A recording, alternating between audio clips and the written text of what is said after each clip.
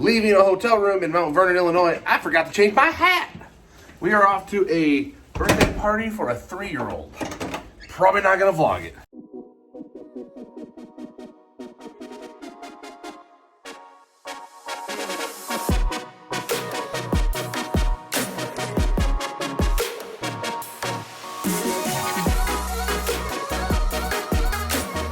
All right, let's go.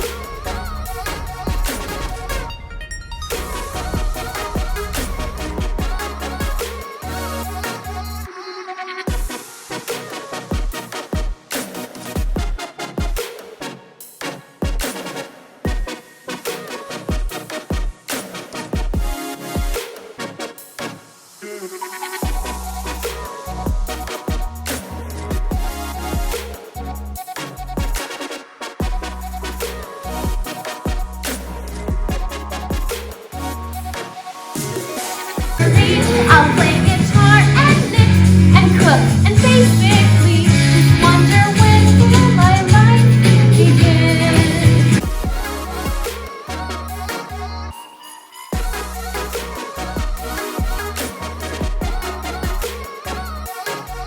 Okay, we are here at Hollywood. Grace was making fun of my jacket, saying that the light is shining off it, and my 3-year-old niece told me I look like a garbage can. So we're headed in, and we have a very similar plan that you've heard in the past. Win.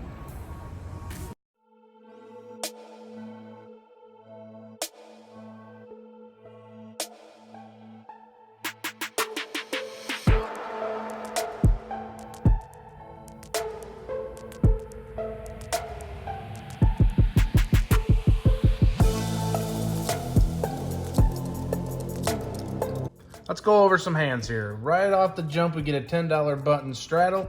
I'm gonna be in the big blind, and after the small blind folds his hand, I look down at a pretty suited connector, a little bit low, 5-4 hearts, and I go ahead and complete. Don't like it.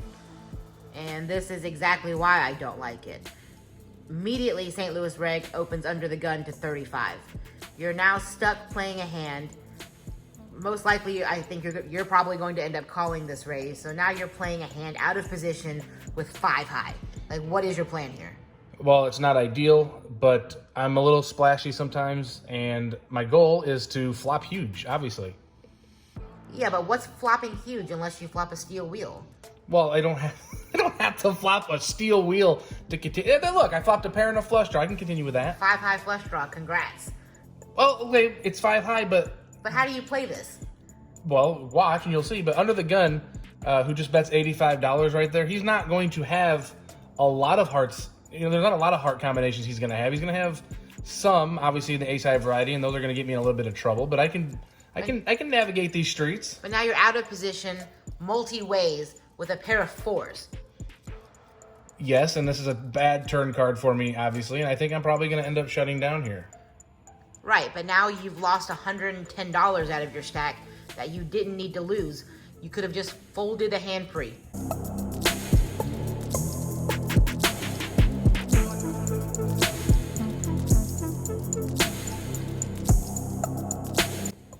All right, under the gun here in this 2-5 no-limit Texas Hold'em game, look down at the 10-8 of spades.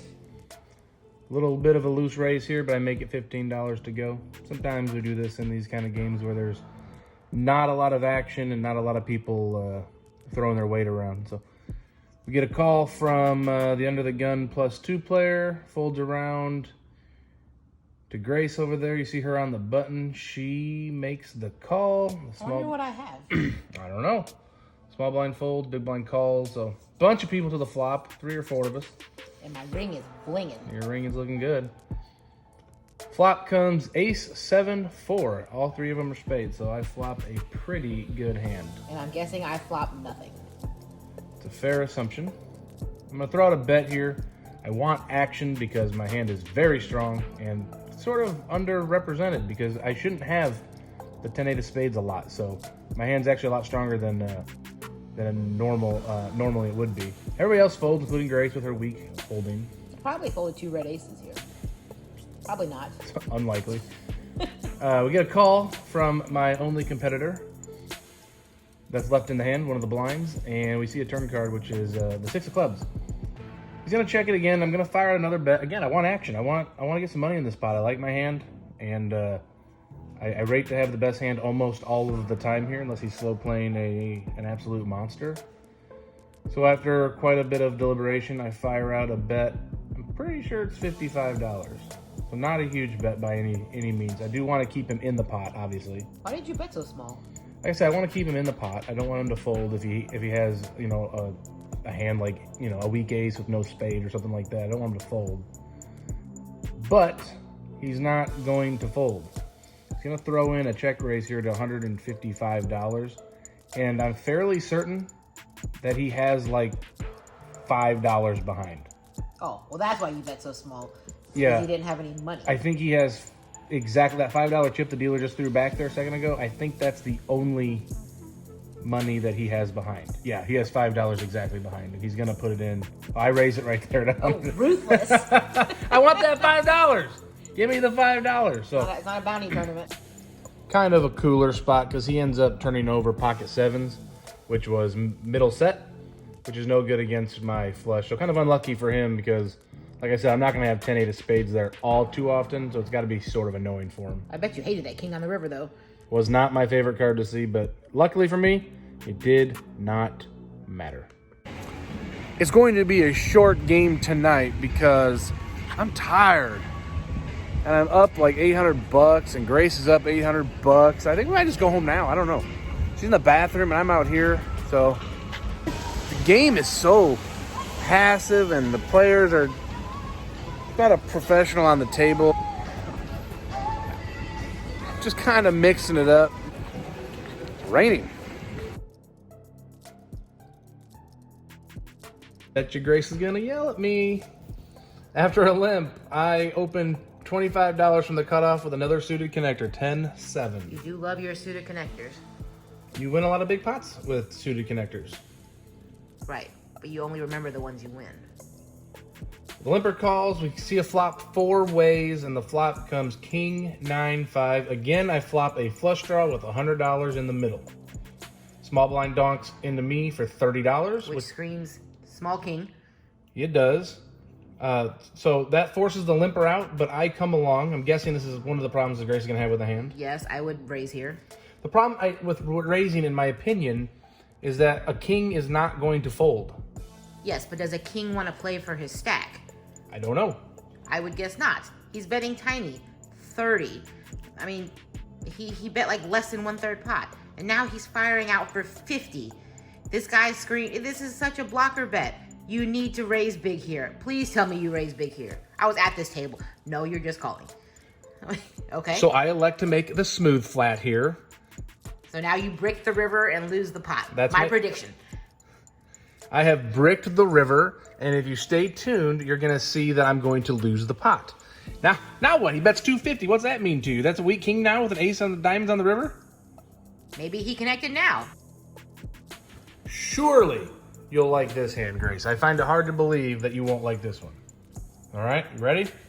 I'm watching. All right, under the gun, +2, and the player to his left, which name I can't come up with, limps. I look down at an ace-10 offsuit, and I elect to raise to 30. You have to be okay with that. So far, so good. The cutoff calls 30. Is this the guy that was like super spewy? He was showing up with a lot of second best hands. Okay. If that's what does that answer your question? I was not paying a whole lot of attention, but...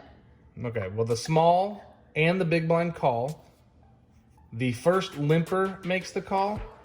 Whatever the name of that player, not his name, but the position he's at, he calls as well.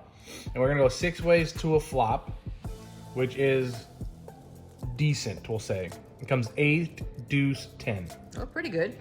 It's not terrible. Action's going to check to me, and I'm going to throw out a bet here. I bet $110. Oh, big bet for you. Well, I'm betting into a lot of people. Do you think that's a decent idea? Yeah, well, I know that you've been working on your bet sizing, so I like it. All right. Spewy McSpewerson makes the call. Everybody else is going to end up folding. There's going to be $400 into the pot. Turn card. Shouldn't change much. It's a 3 of spades. Pretty dry. So I'm guessing you're going to bet here. I believe you're correct.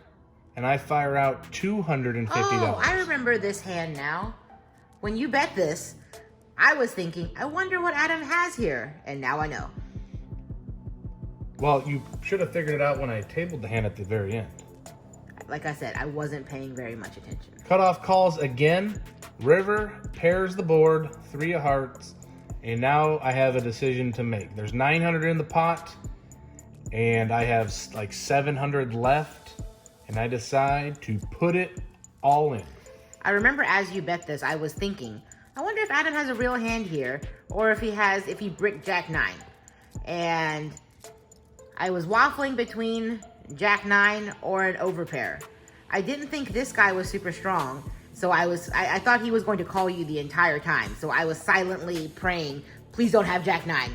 Please don't have Jack 9. Well, he ends up making the call, and he ends up showing King 10 after the hand is over. But I remember when I went all in, I was actually kind of fading that snap call. I did not want him to go all in. Max value.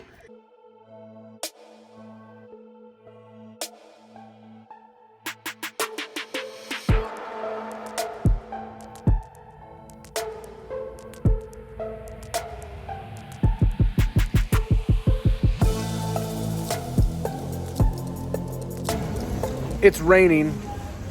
Intended to play a little bit longer today than we did. Actually just picked up. It's only been 4 hours, maybe less than that. In for 1,400, out for 22.29, I want to say. And Grace was in for 1,000, out for 18.03. So 3 hours plus 1,630-ish. Can't really complain. But I'm just beat. Had that kid's birthday party. I say that kid. Had my niece's birthday party today. Man, I shouldn't have said that. And I'm just kind of beat, you know. And we got to go home tomorrow. We got to go to the Chinese supermarket. And I know Grace, she's going to want to get in a session tomorrow. So I'm going to bed.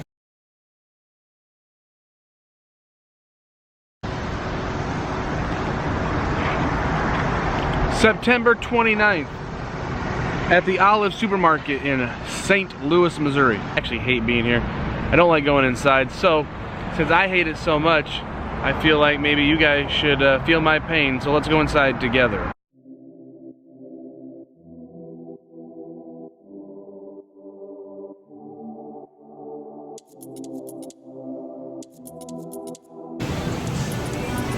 Where's the crab?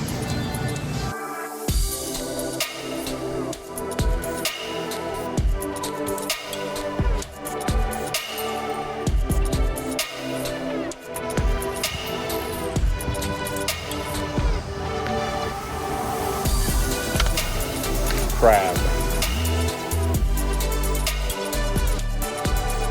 Dude, it's fun! Don't be a clown! I'm gonna die! What do you think about that ace-10 hand? Max value, like against that guy.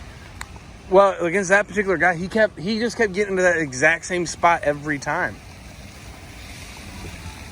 You know what I'm talking about? The guy was calling off the light, like I think with top. Like the way you played it, you have the jam river there. Your sizing was so big that I wasn't sure if you bricked like a jack. I thought it was a good shove because it looked a lot like you bricked jack 9.